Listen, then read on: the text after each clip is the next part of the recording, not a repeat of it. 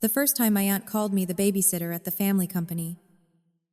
I was the one carrying the payroll folder. That detail matters. Because family humiliation is never really about words. It is about the gap between what everyone can see you doing and what one powerful relative decides the room is allowed to call it.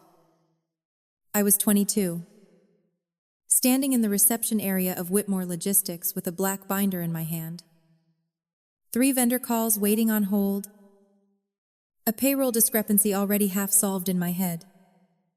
And my Aunt Vanessa leaning against the glass office door in a silk blouse, telling 2 clients, "Oh, Chloe practically grew up here. She's basically our office babysitter." She smiled when she said it. That was the part that stayed. Not the client's polite laughter. Not the warm printer smell in the hallway. Not even the way my face burned. Just the smile. Because women like Vanessa never insult you messily. They trim your title down with perfect nails and excellent posture. And then leave you holding the real work while they walk away with the language. My name is Chloe Whitmore. The company my grandfather built from 1 warehouse contract, 3 battered trucks, and a level of discipline nobody else in the family ever really inherited cleanly was Whitmore Logistics. The woman who spent years calling me helpful, sweet, practical, and only the babysitter whenever somebody important needed to understand exactly how low I ranked in the family version of the business was my aunt, Vanessa. And 6 years later, when I walked into the board dinner holding the controlling shares, the first thing I noticed was that she still expected me to sit near the service entrance. If this story reaches into something real in you, subscribe now. Some families do not mind using your competence. They just panic. The second competence starts looking like ownership. I grew up in Charlotte, North Carolina, in a brick colonial house with dark green shutters, polished hardwood floors, and the kind of kitchen where every surface looked expensive enough to make visitors assume love had to be happening somewhere nearby. My father, Edward, ran operations for Whitmore Logistics after my grandfather semi-retired.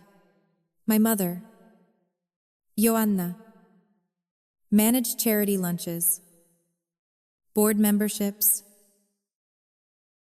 and the kind of social calendar that lets women describe themselves as exhausted when what they really mean is central.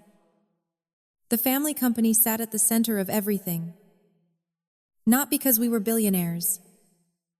Because Whitmore Logistics paid the mortgages, funded the vacations, softened the failures, and gave the Whitmores the sort of local standing people mistake for moral authority in southern business communities. My grandfather, Charles Whitmore, started the company in the late 70s with freight contracts, nerve, and a tolerance for pressure my father admired but never fully matched.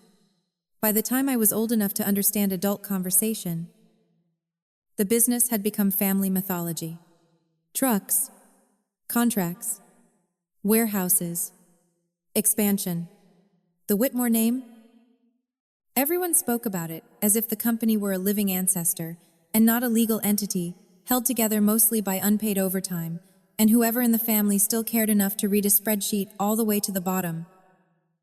My father had 1 sister, Vanessa, 3 years younger, better dressed, louder in all the right rooms, excellent at making visibility feel like contribution. She married a banking attorney named Neil, to divorced him elegantly, 8 years later with better jewelry than she'd entered the marriage with, and returned to the family orbit, carrying herself like someone who had merely completed a refinement program and was now qualified to supervise everyone else's tone. Vanessa did not work at the company in any real operational sense. That's important. She attended lunches, hosted donor dinners, charmed clients' wives, sat on one advisory board nobody could clearly define, called herself strategic, often enough that less observant men stopped asking for deliverables. In family firms, there is always one relative whose entire job is preserving the illusion that influence is labor. My father knew how hollow that was. He just never challenged it directly because challenging Vanessa meant challenging my mother too. And my father's whole adult life had been built around the management of female atmospheres he found easier to survive than resist. I was an only child. That already changes things in a business family. No brother to inherit the reflexive assumption of continuation. No sister to split the daughter role into different usable categories. Just me observant. Serious. Too exact. Too early growing up in rooms where adults assumed I was absorbing less than I was because I spoke rarely and remembered everything. I loved the company before I understood what it was. The smell first. Diesel. Cardboard. Paper. Coffee. And warehouse dust warmed by summer. Then the rhythm. Phones. Clipboards. Loading schedules. People solving problems in motion. I liked systems under strain. I liked the way small mistakes turned into expensive ones if nobody noticed quickly. I liked the feeling that if you watched carefully enough, chaos stopped looking emotional and started looking procedural. My grandfather saw that in me before anyone else did. He took me to the warehouse on Saturdays, sometimes when I was 10. 11. 12. Let me sit at the dispatch desk with a yellow notepad while he explained route logic and driver timing and how one bad assumption at 8 a.m. It can ripple through 3 states by dinner if the wrong person is pretending not to see it. Names matter less than numbers. He once told me while marking up a delivery sheet with a carpenter's pencil, "Numbers don't flatter themselves." That sentence became the backbone of half my adult life. My father liked having me around the company too, but in a softer, less dangerous way. He showed me things, explained contracts, let me help file invoices during school breaks. But he still carried the polite patriarchal instinct most men of his generation absorb in business families. He treated my competence as lovely, unless it threatened to become positional. That's the difference between men who enjoy capable daughters and men who are willing to reorder power around them. Vanessa never had that confusion. She understood me immediately. Not deeply. Strategically.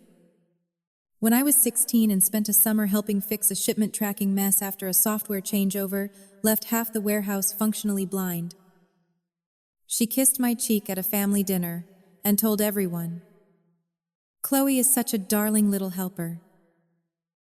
Helper. That word followed me for years. Not employee. Not analyst. Not operations support. Helper. Women like Vanessa know exactly how to strip hierarchy out of your contribution with one affectionate diminutive at a time. After high school, I studied business systems and operations management at UNC Charlotte and came home every summer to work at Whitmore Logistics. Real work. Not ceremonial family placement. Data cleanup. Route, audit. Vendeur reconciliation. Warehouse software retraining. Staffing overflow during peak season. I learned where cash flow got quietly ugly. Which managers lied in polished sentences. Which dispatchers were worth triple what they were paid. And exactly how much family mythology collapses when nobody knows who is actually fixing the late invoices. By 22, I was working there full-time. Officially, my title was Operations Coordinator. Unofficially, I was one of the people preventing the place from becoming a very expensive story my family told itself about still being competent. I did not mind hard work. I minded language, because I could see the pattern. If I stayed late to fix shipment errors, my father called me reliable. If I reorganized vendor response protocols and cut turnaround times by 17%, he said I had a real knack for details. If I caught an accounting mismatch before payroll went out wrong, my mother told her friends I was so grounded. Vanessa, of course, stayed consistent. Helper, office girl, sweet Chloe. And when clients or associates were around, the favorite title, Babysitter. At first I didn't understand why that word bothered me so much. It wasn't literal. She wasn't calling me childish exactly. It took me longer than I'd like to admit to realize what she was doing. Babysitter means trusted, but not ranked. Useful, but not strategic. Present, but not central. Paid. Maybe. But fundamentally peripheral. It was the perfect female diminishment for a woman doing invisible infrastructure work inside a business family, where real ownership language was being culturally reserved for older men and decorative authority for women like Vanessa. The day with the payroll binder was only the cleanest example. There were others. At a Christmas lunch with vendors, Vanessa introduced me as the young woman who keeps everybody from setting the place on fire. People laughed. I smiled, then spent the next 2 hours correcting a procurement problem my father had accidentally agreed to because he had been performing confidence over lunch instead of reading the revised terms properly. At a board-adjacent dinner, she gestured toward me across the room and told one of my grandfather's oldest friends, "Chloe's wonderful. She's really more support than management. But every family business needs that one practical girl." That line sat in my body like a splinter for weeks. Not because it surprised me, because it clarified the whole machine. Management was not being defined by work. It was being defined by family permission. I was 26 when the true structural problem surfaced. Grandpa had a stroke. Not fatal. Not massive enough to kill him quickly or strip him of speech altogether. The cruel kind instead. Enough damage to slow him. Weaken one arm. Blur some words. And force every adult in the family to enter that bureaucratic hell where health, power, money, fear, and inheritance all start wearing one another's coats. The hospital smelled like coffee left too long on heat, hand sanitizer, and the chilled, stale fabric of waiting room chairs. I sat there with my father, my mother, Vanessa, and 3 different legal pads full of names, medications, question, and things nobody else had thought to write down yet. Vanessa cried beautifully. My father looked wrecked but determined. My mother managed casseroles and phone trees. I handled paperwork, insurance transfers, therapy scheduling, medication tracking, family calendar coordination, the rehab facility packet, the home safety evaluation notes. None of that made me a saint. It made me the person in the room least committed to pretending logistics solved themselves. Grandpa recovered enough to return home, but not enough to step back into the company as anything other than moral gravity. And the second his daily presence disappeared from the office, the air changed. That happens fast in family businesses. 1 person leaves. 3 people discover title inflation. 2 discover resentment. And 1 relative, usually the polished one, starts acting like proximity to the founder's memory now qualifies as current leadership. Vanessa moved first. Informally. Of course. That's how people like her always move. Lunches with important relationships. More time in the office. Conversations about brand presentation, family image, long-range strategy, community positioning. She liked phrases nobody could measure. My father tolerated it because he was drowning in actual operations. I tolerated it because I still believed competence, given enough time, eventually forces language to catch up. That was my mistake. Competence without leverage just becomes a richer source of unpaid certainty for other people. Then came the first board restructuring conversation. Whitmore Logistics had never been formal in the way large companies are formal. But Grandpa's stroke forced lawyers and advisors into rooms where the family had previously survived on hierarchy plus handshakes. Shares had to be reviewed. Voting blocks clarified. Succession assumptions examined. All the vague places where family myth had stood in for governance suddenly demanded nouns. I attended one early discussion because I had prepared half the operational briefing documents and because my father, to his credit, I knew I understood more of the actual business than most of the people with old last names at the table. Vanessa was furious. Not visibly. Visibly, she was calm, chick, and concerned. But I saw it when she looked at my seat assignment. I was at the table. Not in the hallway. Not bringing coffee. At the table. That was the first time she couldn't fully call me the babysitter without sounding ridiculous to people who had just watched me explain regional throughput risk better than 2 outside advisors and a cousin with an MBA. After the meeting, she caught me by the elevator and said, "You're getting very comfortable in rooms that are easy to misread." I smiled. "Only if you're not listening." Her mouth tightened. That was new. For the first time, my language was sharp enough to leave a mark. She couldn't immediately reframe as youthful misunderstanding. The deeper crisis came the following year. A freight expansion my father had approved under pressure started bleeding money. One distribution contract went sideways. 2 mid-level managers quit. A software migration stalled. Payroll pressure tightened. Not catastrophic. Yet, but enough to show exactly who in the family understood the business and who understood only the seating chart at fundraising luncheons. I worked nonstop. Too much. Everyone praised me. That's another thing families do when they don't want to surrender hierarchy. They praise you instead of repositioning you. Natalie-type women use language to shrink you. My father used gratitude. Both can preserve the same structure if nobody changes the org chart.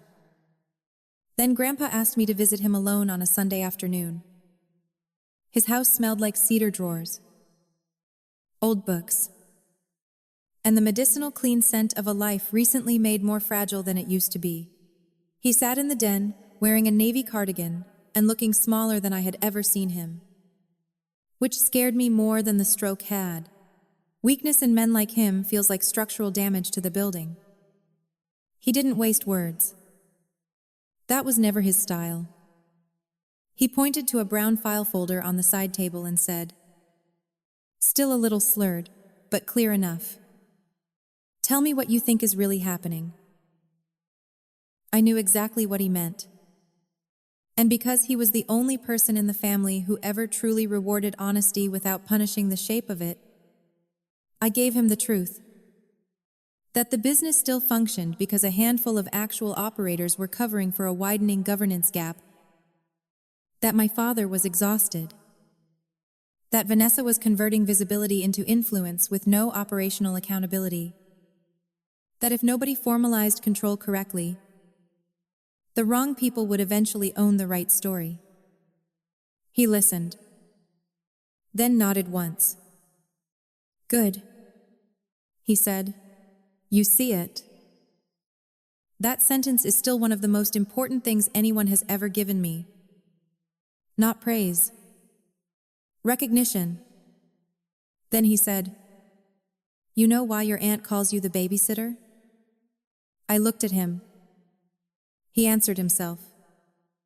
Because babysitters keep the thing alive while the adults go out pretending to matter. I laughed so hard I almost cried. He did too, though the stroke made laughter look harder than it should have. Then he pushed the file folder toward me. Inside were share documents, trust notes, old amendments, and a handwritten outline of conversations he had already started with counsel. I read for 10 minutes without speaking, then looked up. He had begun moving quietly. Years earlier, after my grandmother died. A trust structure here. Preferred shareholding there. A side vehicle for future transfer triggered by competency and continuity conditions.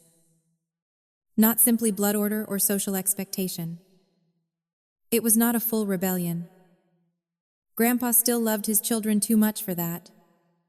But it was careful, strategic, and in the center of it, almost hidden under layers of old family wording, was one truth. He had spent years making sure operational control would eventually flow toward the person actually keeping the business alive. Not just the loudest relative closest to the dining room silver. He looked at me and said, "Don't react. Just keep working." That was my grandfather's entire operating philosophy reduced to 6 words. Do not announce. Do not poster. Do not ask the room for permission to become what the room has already shown. It will only try to diminish. Just keep working. So I did. For the next 14 months. Whitmore Logistics lived inside one of those unstable business seasons that only seem temporary to people who don't know how to read compounding weakness. Contracts got shakier. A fuel cost swing hit margins harder than my father had modeled. One warehouse supervisor left for a competitor.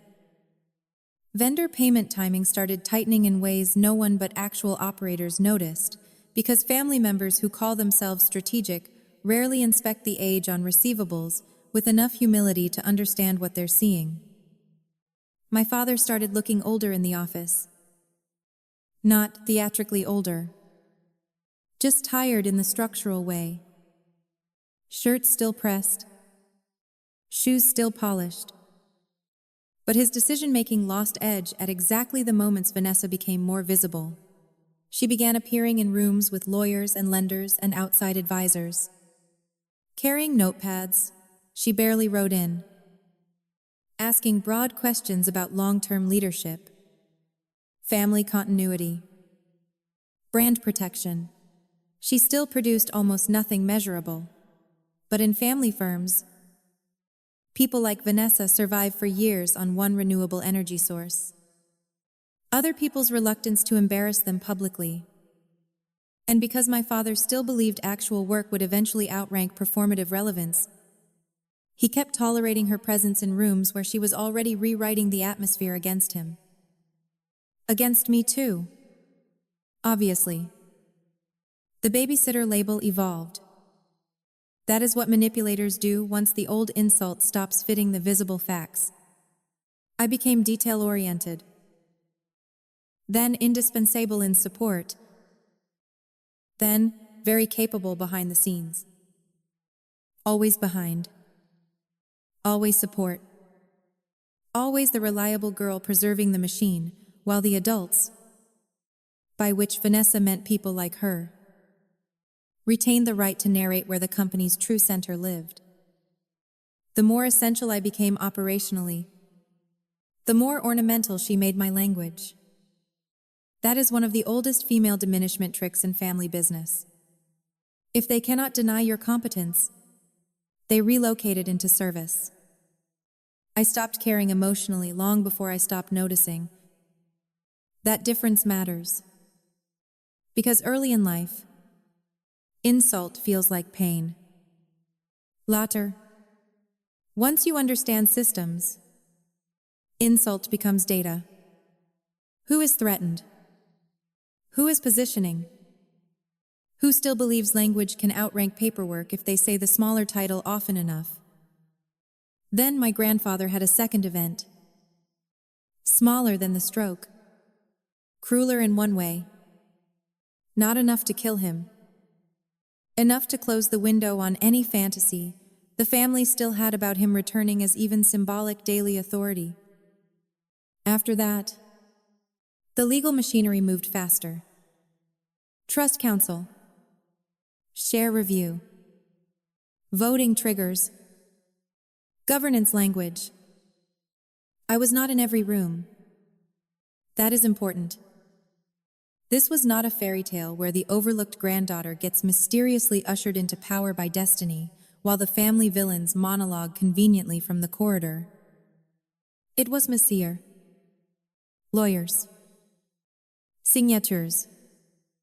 Medical thresholds. Historical intent buried in old trust structures. What mattered was not constant access.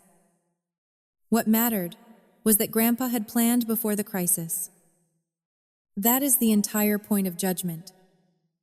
It does its best work before panic begins. The first sign the activation phase had begun was my father calling me on a Wednesday night and asking whether I could meet him at Grandpa's house for something administrative. Something administrative. In my family, that phrase usually meant one of two things: money or truth. No one wanted to say in a room with upholstered furniture.